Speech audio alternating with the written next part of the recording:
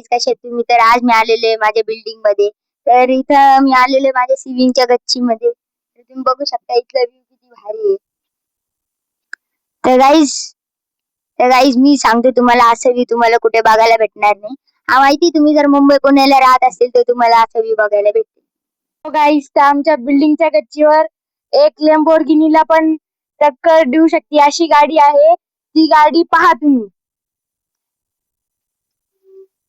तिच्यावर एवढी तट्टी पडली आणि तिचाच भाऊ, पाहू शकता तुम्ही. हॅलो गाईस, तर आज आम्ही आलोय आमच्या गच्चीवर. तुम्ही बघू शकता आमच्या गच्चीवर खूप सारा भंगार आहे. आता आपण बघू भंगार काय काय.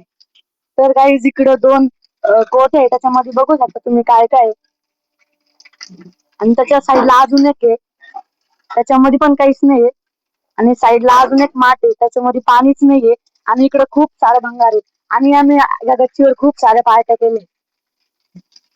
गाईस, मी आलेलो परत माझ्या गच्चीवरती. तर तुम्हाला मी आज दाखवणार आहे आमच्या गच्चीचा सनसेट. तर बघा इकडं आमच्या गच्चीवरून असा भारी सनसेट दिसतो. आणि इकडे तिकडे बघू शकता तुम्ही, इथं काही काही याच्यावरती बिल्डिंगचं काम वगैरे पण चाललेलं आहे. आणि इथं पूल वगैरे, इथून गाड्या बिड्या जात्या. आणि इथं पण थोडस बिल्डिंगचं काम वगैरे चालू आहे.